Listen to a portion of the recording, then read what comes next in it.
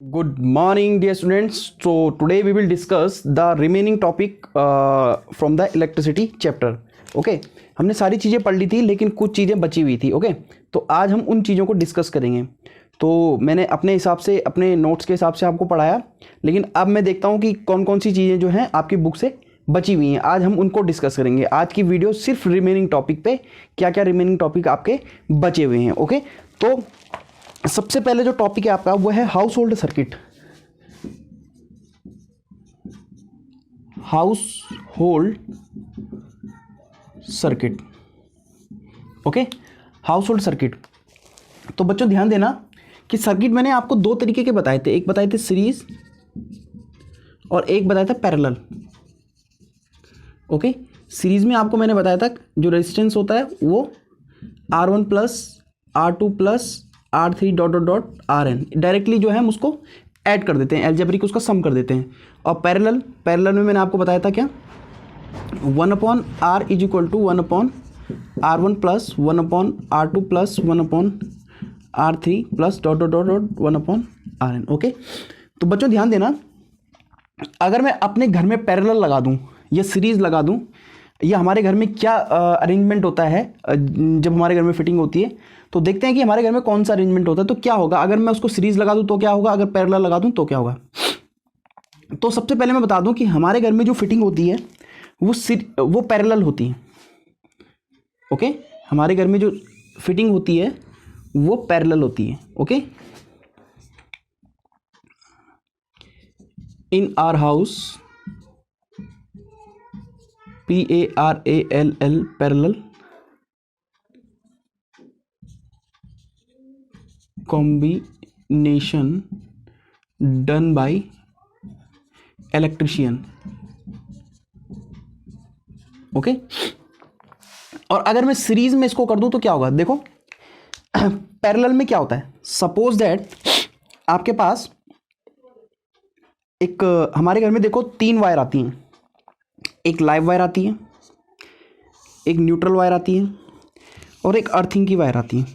Okay, तो ध्यान देना कि अर्थिंग क्या करता है, जो सपोज दैट इस लाइव वायर पे मैंने क्या किया, ये मैंने फ्रिज इसमें लगाया.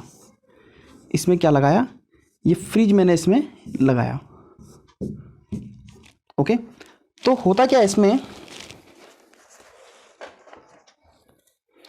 होता क्या है, लाइव न्यूट्रल से, देखो लाइव से करंट आता है. ओके, एंड न्यूट्रल में वापस जाता है. ध्यान से देखना मैं क्या कह रहा हूं, लाइव से आपके पास करंट आता है, AC आया. ओके, और इस जितना करंट इसने कंज्यूम करना था, जितनी एनर्जी इसने कंज्यूम करनी थी, वो एनर्जी लाइव से आई और न्यूट्रल से वापस चली गई. अंडरस्टूड. लेकिन क्या होता है, समटाइम्स जो इसमें जो इक्विपमेंट लगे होते हैं, ओके, इसमें जो इंस्ट्रूमेंट लगे होते हैं ये कहीं से लीक हो जाते हैं. लीक मीन्स सपोज दैट इसकी जो बॉडी है कुछ समय बाद, कुछ 1-2 साल बाद क्या होता है, इसमें कुछ स्क्रैच आ गए और जो इसका तार है वो बॉडी से टच हो गया. तो बॉडी से टच हो गया तो ये क्या मानने लगता है, करंट मानने लगता है. जैसे तुम हाथ लगाते हो तो कैसे कर दो, इसमें क्या होता है, करंट लगने लगता है. तो इट मीन्स जो आपका लाइव वायर है, लाइव वायर में कहीं ना कहीं क्या हो रहा है, लीकेज हो रहा है. क्या हो रहा है, कहीं ना कहीं लीकेज हो रहा है. अंडरस्टूड. तो लाइव वायर में जब लीकेज होगा तो हमारी ये बॉडी क्या होगी, ये करंट मारने लगेगी. ओके, तो जो ये बॉडी करंट मारने लगेगी तो मैं क्या करूंगा कि ये बॉडी मुझे करंट ना मारे, इसके लिए मैं क्या करूंगा, इस पे एक वायर लगा दूंगा, इस पे एक वायर लगा दूंगा और इसको क्या कर दूंगा, अर्थिंग कर दूंगा. अंडरस्टूड. तो क्या होगा, करंट आएगा. ओके, जो एक्स्ट्रा चार्ज होगा, जो लीक चार्ज होगा वो इसमें चले जाएगा. ओके, तो क्यों इसी में जाता है, हम हाथ लगाएंगे, हम पे करंट ना लग के क्यों इसी में करंट जाता है. ओके, तो कभी देखते हो जैसे रोड है, ये रोड है. ओके, और ये ब्रेकर है आपके पास, ये ब्रेकर है. ओके, तो आप यहां से बाइक लाते हो. ओके, तो क्या आप ब्रेकर के ऊपर से चढ़ाते हो बाइक, आप क्या करते हो, यहां से ले जाते हो ऐसे कट मार के, है ना, बिल्कुल स्टाइलिश में ऐसे कट मार के ले जाते हो किनारे से. तो ऐसे ठीक क्या होता है, जो हमारी बॉडी है, हमारी बॉडी का जो रेजिस्टेंस है वो बहुत ज़्यादा होता है. अंडरस्टूड। और जो ये वायर होती है इसका जो रेजिस्टेंस होता है वो बहुत कम होता है। तो करंट जब इलेक्ट्रॉन जब आता है तो वो कहाँ जाएगा, वो ज़्यादा रेजिस्टेंस में जाएगा कि कम रेजिस्टेंस में जाएगा, जहाँ उसको ईजी पड़ेगा वहीं तो जाएगा। तो क्या होता है, करंट जो लीक करंट होता है वो सीधे क्या होता है, इस कॉपर वायर के थ्रू और नीचे क्या होता है, अर्थिंग हो जाता है। और आपको पता है कि अर्थ तो चार्ज को, बहुत ज़्यादा चार्ज को भी क्या कर सकती है, एब्जॉर्ब कर सकती है। ओके, यूनिवर्सल चार्ज एब्जॉर्बेंट कौन क्या है, अर्थ है। ओके, अर्थ कितना भी कितना भी चार्ज आपके पास, अर्थ क्या कर लेगी, उसको अपने में समा देती है। तो ध्यान देना कि इस तरीके से मैं क्या करता हूँ, अर्थ करता हूँ। अब दूसरी चीज़ ध्यान देना कि आपके पास ऐसे स्विच रहता है। ओके, ऐसे स्विच रहता है। अब स्विच में आप देखते हैं एक जो ऐसे रहता है और दो छोटे रहते हैं, अंडरस्टूड। तो इसको क्या बोलते हैं, अर्थ। और एक इसमें से लाइव रहता है, एक इसमें न्यूट्रल रहता है। अब ये हमेशा बड़ा रहता है, ऐसा क्यों, ये बड़ा रहता है हमेशा। आपने कभी ऑब्जर्व किया कि ये बड़ा क्यों रहता है, तो ये बड़ा क्यों रहता है, ताकि सपोज दैट अगर मैं सॉकेट में, किसी सॉकेट में इस चीज को डालूं, इसको मैं किसी सॉकेट में डालूं, तो अगर इसमें कहीं लीकेज होगा, इस सर्किट में कहीं लीकेज होगा, तो सबसे पहले क्या होगा, वो लीकेज क्या होगा, इसके थ्रू क्या होगा, अर्थ हो जाएगा। अंडरस्टूड, आई बात समझ में। तो सबसे पहले ये जाता है अंदर, ये लंबा वाला जो ये सबसे अंदर जाएगा, उसके बाद दो ये अंदर जाएंगे। तो ये जाके क्या होगा, सबसे पहले जितना भी लीक चार्ज होगा उसको क्या कर देगा, अर्थ कर देगा। अंडरस्टूड। तो इस तरीके से हमारे घर में फिटिंग होती है। तो ये मैंने आपको एक नॉर्मली लीकेज का बताया। ओके, तो मैं अभी आपको बता रहा था घर में जो फिटिंग होती है वो कैसे होती है, पैरेलल होती है। ओके, तो पैरेलल के बारे में बता रहा था आपको। तो ये सपोज दैट ये आपके पास लाइव वायर है, ओके, और ये आपके पास न्यूट्रल वायर है। ओके, ये आपके पास लाइव वायर है, ये आपके पास न्यूट्रल वायर है। ओके, अब इसमें क्या किया आपने, पैरेलल में जोड़ना है। तो पैरेलल में क्या जोड़ना है, आपने इसके बीच में क्या लगा दिया, बल्ब। इसके बीच में आपने बल्ब लगा दिया। अंडरस्टूड।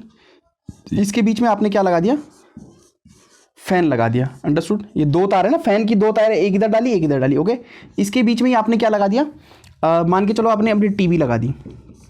ओके, इसके बीच में आपने क्या लगा दिया, इसके बीच में आपने अपना क्या लगा दिया, लैपटॉप लगा दिया। अंडरस्टूड। तो अब ध्यान दो, अगर सपोज दैट इतनी सारी चीजें आपने लगा दी, और यहां इस कॉम्बिनेशन को क्या बोलता हूं मैं, इस कॉम्बिनेशन को ही मैं पैरेलल कॉम्बिनेशन बोलता हूं। अंडरस्टूड। तो यहां क्या होता है, अगर सपोज दैट आपके पास आपका बल्ब खराब हो गया, तो बल्ब खराब हो गया तो करंट तो क्या है, यहां नहीं आएगा, तो आगे तो जाना ही है उसने ना, यहां से तो जाना ही है। अंडरस्टूड। तो यहां से जाएगा, तो अगर बल्ब खराब हो गया तो हमारे फैन पे कोई असर नहीं पड़ेगा, या फैन खराब हो गया तो इस पे कोई असर नहीं पड़ेगा, या ये खराब हो गया तो इस पे कोई असर नहीं पड़ेगा। सपोज दैट ये सर्किट उड़ गया, अंडरस्टूड, तो इस पे कोई असर नहीं पड़ेगा। जबकि सीरीज में क्या होता है, सीरीज में देखो क्या होता है, सीरीज में क्या होता है, ये वायर आई, अंडरस्टूड, और ये दूसरी वायर है आपके पास, ये लाइव वायर है और ये न्यूट्रल वायर है। तो आपने क्या किया, इसी में जो लाइव वायर है, इसी में आपने क्या जोड़ दिया, लैपटॉप जोड़ दिया। फिर आगे उसी वायर में क्या जोड़ दिया, उसी में आपने फैन जोड़ दिया। उसी में आगे आपने क्या जोड़ दिया, उसी में आपने टीवी जोड़ दिया। ओके, इसी में आपने क्या जोड़ दिया, अपना बल्ब जोड़ दिया। अंडरस्टूड। आप ध्यान दो, इसमें और इसमें अंतर क्या है, अगर आपके पास बल्ब खराब हो जाता है तो ये भी चलता रहेगा, ये भी चलता रहेगा, ये भी चलता रहेगा। लेकिन इसमें से अगर आपके पास एक भी चीज खराब हो गया, सपोज इट ये खराब हो गया, मान के चलो ये खराब हो गया, तो यहां से करंट इधर जा पाएगा, नहीं जा पाएगा, क्योंकि इसमें सर्किट पूरा नहीं है। यहां से यहां जाने में क्या है, गैप है। तो इसमें क्या होता है, अगर आपके पास सीरीज में अगर आपके पास एक भी चीज खराब होती है, अगर एक भी चीज खराब होगी, एक भी चीज काम नहीं करेगी, तो आपकी कोई भी चीज काम नहीं करेगी। जबकि पैरेलल में क्या होता है, पैरेलल में क्या होता है, अगर एक चीज आपकी काम नहीं कर रही है तो वो दूसरी चीज पे क्या होगा, दूसरी चीज पे कोई असर, दूसरी चीज आपकी काम करेगी, दूसरी चीज पे कोई असर नहीं डालेगी। अंडरस्टूड। तो ये अंतर है पैरेलल और सीरीज में। तो हमारे घर में क्या होता है, हमारे घर में ये पैरेलल कॉम्बिनेशन होता है। तो जो लड़ियां होती है आपकी, लड़ियां देखना, जो लड़ी आती है ना आपकी, जो आप दिवालियों में अभी आपने लड़ियां लगाई होंगी, तो लड़ियां सीरीज में आती हैं। तो लड़ियों का अगर एक भी बल्ब खराब हो गया तो पूरी लड़ी बंद हो जाती है। तो फिर हम लड़ी बनाने वाले के पास जाते हैं, तो लड़ी बनाने वाला क्या करता है, उस बल्ब को ढूंढता है जो बल्ब खराब है, या उस बल्ब को ढूंढेगा या उस बल्ब को हटा देगा, उसको पता लगेगा और उसको क्या कर देगा, शॉर्ट कर देगा, दोनों तारे मिला देगा और सर्किट पूरा हो जाएगा और करंट फ्लो हो जाएगा। तो ध्यान देना, हाउस होल्ड सर्किट में हमारे पास कौन सा कॉम्बिनेशन होता है, पैरेलल कॉम्बिनेशन। पैरेलल कॉम्बिनेशन ये वाला कॉम्बिनेशन। इस कॉम्बिनेशन से फायदा क्या है कि अगर एक चीज भी कोई भी अगर सपोज दैट आपके पास काम नहीं कर रही है तो क्या होगा, दूसरी चीज काम करती रहेगी, उससे कोई फर्क नहीं पड़ेगा। अब ध्यान दो, इसमें क्या है, ये जो लाइव और न्यूट्रल की वायर आई, अब इस लाइव वायर में सबसे पहले हम क्या लगाते हैं, वैसे तो इलेक्ट्रिक मीटर लगता है, ओके, इलेक्ट्रिक मीटर लगता है जो बिजली वालों की तरफ से आता है, ओके। उसके बाद आपके पास क्या लगता है, एमसीबी बॉक्स लगता है, एमसीबी, इसको बोलते हैं miniature circuit breaker, miniature circuit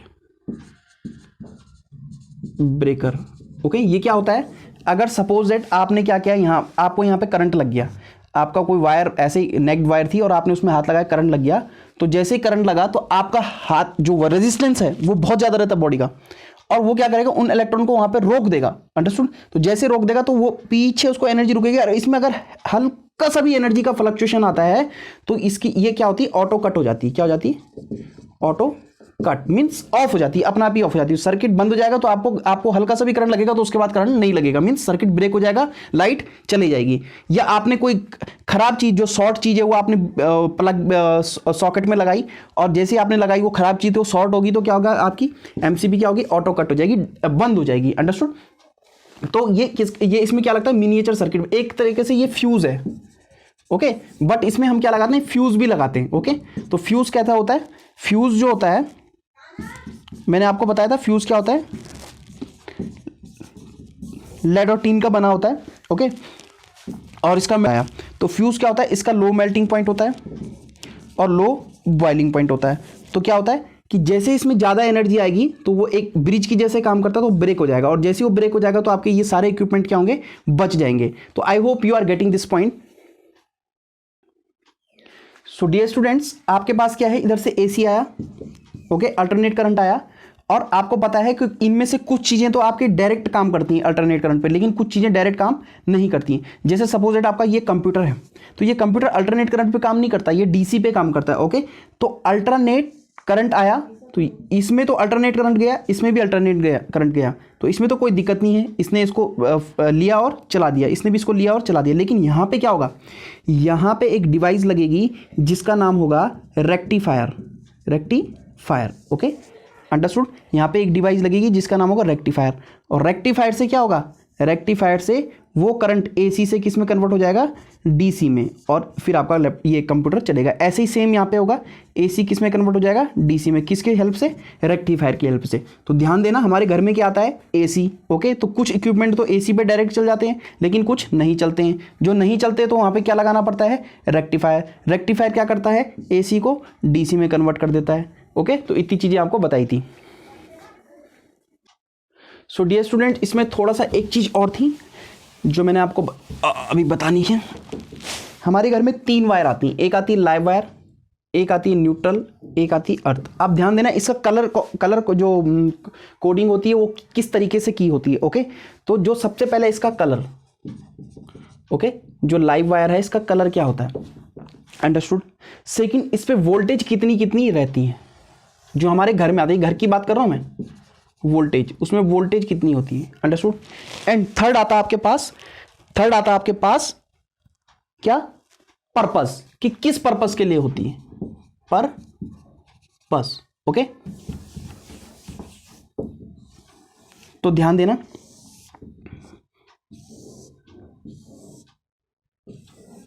this is a wire, I hope कि कट नहीं रहा होगा, दिख रहा होगा, ओके। सो लाइव वायर जो होती है वो आपके पास या तो रेड कलर की होगी या आपके पास ब्राउन कलर की होगी, ओके। या तो रेड होगी या ब्राउन होगी, अंडरस्टूड। इसमें 220 वोल्टेज जो होता है आपके पास आता है, ओके। इसमें क्या होता है, to carry the current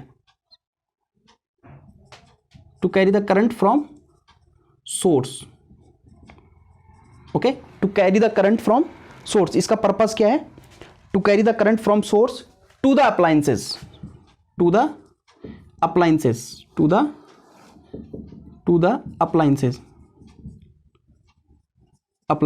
okay. तो ये सेकंड न्यूट्रल, जो न्यूट्रल वायर होती है आपके पास वो या तो ब्लैक होगी या तो आपके पास लाइट ब्लू होगी, लाइट ब्लू। ओके, इसमें इसमें जब एनर्जी वापस आती है तो इसमें जो वोल्टेज होती है वो 0 वोल्ट होती है, क्योंकि इसमें एनर्जी वापस आ रही है तो वोल्टेज 0 होती है इसमें। ओके, और ये किसका होता है, ये टू रिटर्न, ये क्या करेगा, करंट को रिटर्न करेगा। So to return the current from the appliances. Okay, to return the current from appliances. Okay, और जो ग्रीन ये अर्थ की वायर होती है इसमें वोल्टेज की इसको ग्रीन कलर से हम डिनोट करते हैं। Okay, green. ओके, कभी ग्रीन करते हैं और कई बार येलो भी करते हैं। ओके, वैसे मोस्टली आपने ग्रीन ही देखा होगा, ग्रीन ही रहता है, तो इसमें भी वोल्टेज 0 रहती है। ओके, तो ये क्या करता है, to provide the connection to earth. Okay, to provide connection to earth. Okay, और इसका काम क्या है, पर्पस क्या है, टू अर्थ द लीकेज और to ground the leakage. We can write to ground the leakage current, जो एक्स्ट्रा अमाउंट में हमारे पास करंट आता है ना, तो उसको क्या करता है, ग्राउंड कर देता है, अर्थ में ग्राउंड कर देता है। ओके, तो आई होप कि you are getting this point and you are also make notes of these all. So dear student, now I am going to rub this one. I hope you get it note down.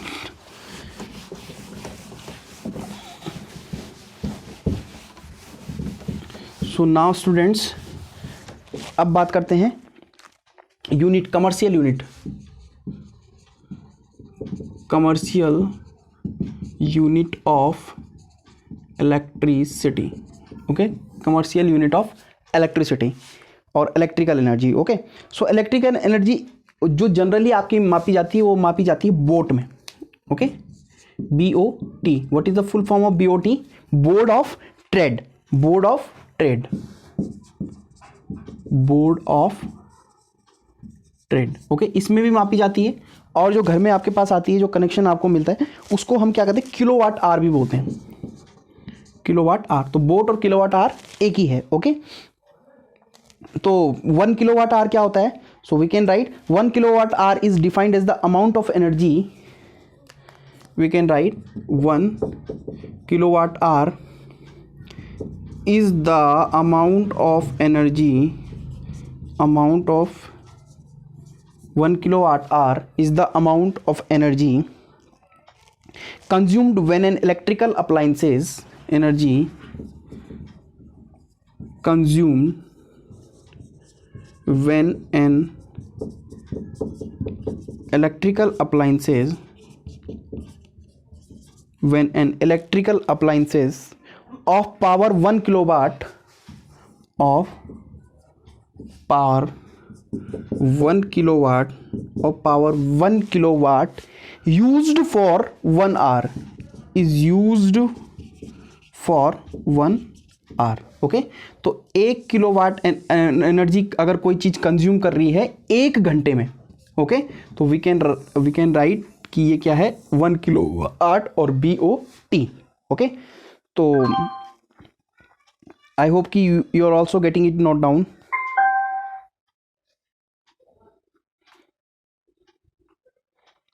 तो I hope कि आपने note भी कर लिया होगा. सो dear students, ये 1 kilowatt our में कितनी एनर्जी कंज्यूम होती है. ओके, अब हम उस पर डिस्कस करेंगे कि 1 किलोवाट आवर में जो है कितनी एनर्जी, टोटल जूल कितनी एनर्जी हमारी क्या होती है, कंज्यूम होती है. ओके, तो we know very well power is equal to, ये आपको मैं पहले ही प्रीवियस वीडियो में देख सकते हैं. अगर किसी को डाउट होगा तो प्रीवियस वीडियो जरूर देखना. ओके, तो power is equal to energy upon time. Energy upon time. Okay, we know very well. यहाँ से हमने एनर्जी कैलकुलेट करनी है, तो एनर्जी इज इक्वल टू क्या निकल जाएगा, energy is equal to power into time. Okay, और energy is equal to power into time, और पावर आपके पास किस में दे रखी है, किलोवाट में. Okay, kilowatt. ओके, और टाइम किस में दे रखा है, आर में. तो kilowatt into hour. Okay, energy is equal to. Okay, तो इसमें वैल्यू पुट करेंगे तो 1 किलोवाट ये 1 किलोवाट है और ये 1 आर है, तो 1 किलोवाट में कितने वाट होते हैं? 1000 वाट। कितने होते हैं? 1000। सो 1000 वाट इंटू एक आर में कितने सेकंड होते हैं? तो 60 इंटू 60, तो कितना हो जाएगा? 60 इंटू 60। ओके, तो कितना हो जाएगा? 1000 इंटू 6 जा 36। ओके, फिर इसका मल्टीप्लाई करेंगे तो कितना हो जाएगा? 36, 2 and 3 to 5, 1 2 3 4 5, तो ये हो जाएगा। ओके, तो ये कितना हो जाएगा? जूल। ये किस में निकला? जूल में। तो कितनी एनर्जी कंज्यूम होती है? अगर एक किलोवाट का एक आर कोई चीज़ चल रही है, सपोज दैट कोई मशीन है, वो 1 किलोवाट एनर्जी कंज्यूम कर रही है और 1 घंटे तक मैं उसको चला रहा हूँ, तो कितनी एनर्जी कंज्यूम करेगा वो? 36 1s 10s 100 1000 10,000 lakh 10 lakh 36 lakh joule. Okay, 36 lakh. तो इसको मैं ये से ऐसे भी लिख सकता हूँ, 3.6 into 10 to the power 6 joule, 6 joule. Okay, तो इतनी एनर्जी कंज्यूम करेगा। So please make notes. So dear students, I hope कि आपने नोट डाउन कर लिया होगा। अब समझते हैं पावर रेटिंग। पावर रेटिंग क्या होता है?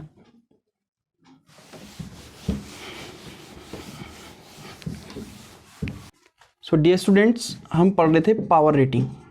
Power rating, power what is power rating? Power rating means how much energy is consuming your electrical appliances. तो आप कोई भी चीज लाते हैं, सपोज आप एक बल्ब लाते हैं घर पे। ओके, एक बल्ब लाते हैं, तो इस बल्ब में लिखा होता है 100 वाट 220 वोल्टेज। इट मीन्स 220 वोल्टेज पे ये 100 वाट एनर्जी कंज्यूम करेगा 1 घंटे में। ओके, और 1 सेकंड में कितने करेगा? सो 1 सेकंड में करेगा 100 जूल। ओके, तो अगर किसी भी अप्लायंसेस में ऐसा लिखा हुआ मिलेगा तो इट मीन्स ये 220 में ये ऑपरेट हो रहा है। ओके, ये ऑपरेट हो रहा है, अंडरस्टूड। और ये 1 आवर में 100 वाट क्या है? एनर्जी को कंज्यूम करेगा। इट मीन्स 1 सेकंड में कितना करेगा? 1 सेकंड में करेगा 100 जूल।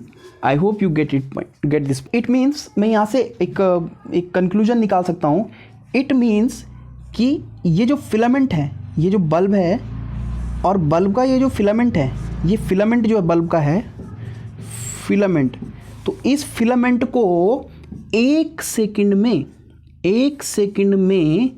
100 जूल एनर्जी चाहिए, 100 जूल एनर्जी चाहिए लाइट एनर्जी प्रोड्यूस करने के लिए। लाइट एनर्जी प्रोड्यूस, समझ रहे हैं आप? इस 1 सेकंड में 100 जूल का मतलब क्या है कि इस बल्ब को 1 सेकंड में, इस फिलामेंट को 1 सेकंड में 100 जूल चाहिए, तभी ये क्या कर पाएगा? लाइट एनर्जी को प्रोड्यूस कर पाएगा। So I hope you are getting it note down. Students, हम इससे पावर रेटिंग से हम क्या होता है एक सेफ लिमिट भी निकाल सकते हैं कि कितना, you know very well the safe limit ना, सेफ लिमिट। ओके, कि मीन्स अगर वो 1 सेकंड में 100 जूल सपोज दैट वो कंज्यूम कर रहा है वो फिलामेंट, और 1 सेकंड में 100 जूल कंज्यूम करके वो लाइट एनर्जी प्रोड्यूस कर रहा है, तो ऐसी कौन सी सेफ लिमिट होगी उसके अंदर? मीन्स कौन सा करंट उसके सेफ लिमिट में बहेगा, यू नो, कि मीन्स कितना करंट उसके अंदर बह रहा है, अंडरस्टूड? अगर ये पूरी क्राइटेरिया फॉर्म कर रहे हैं तो कितना करंट उसके ऊपर बह रहा है, तो सेफ लिमिट हम इसके उससे भी निकाल सकते हैं। So you know very well, I is equal to power of appliances, power of appliances, please note it down, power of appliances upon voltage at which it works, voltage at which it works. So I is equal to P upon V. Okay, so power कितनी है? 100 वाट, 100 वाट upon voltage कितनी है? 220 volt. Okay, तो इसको solve करके कितना आएगा? 0.45 ampere. Okay, सो इतना सेफ लिमिट का करंट इसके अंदर बहेगा। सो डियर स्टूडेंट्स, यहाँ पे हाउस होल्ड सर्किट आपका पूरा कंप्लीट हो गया है और अब इसमें थोड़ा सा बचा है कि हमें किस तरीके से अपने जो घर में अप्लाइंसेस होते हैं किस तरीके से उनको बचाया जाता है करंट से, मतलब जो वोल्टेज आती है घर में, जो एक्सटर्नल एसी आ रहा है उससे डैमेज होने से किस तरीके से बचाया जाता है। तो ओके, तो आप कभी भी, बहुत सारी चीज़ें हैं वैसे, तो ये आप खुद भी कर सकते हैं। जैसे सपोज दैट कि कई बार देखते हो आपकी एक ही प्लग है और एक ही प्लग में आपके बहुत सारे, उसमें ही चार्जर लगा रखा, उसमें प्रेस लगा रखी, उसमें लैपटॉप लगा रखा, उसमें ही बल्ब लगा रखा, बहुत सारी चीज़ें एक ही प्लग में आपने इंसर्ट किए होते हैं। तो उसमें क्या होता है कि वो ओवरलोड हो जाता है। ओके, और ओवरलोड होके क्या हो जाता है वहाँ पे हीट डेवलप, जूल इफेक्ट होने लगता है। ओके, जूल इफेक्ट मैंने आपको समझाया था प्रीवियस वीडियो में। और जैसे ही जूल इफेक्ट होने लगता है तो वो अप्लाइंसेस क्या होता है वहाँ पे, उसका जो सॉकेट रहता है वो मेल्ट होना स्टार्ट करता है, वो गलने स्टार्ट हो जाता है। ओके, तो इस तरीके से आप बचें।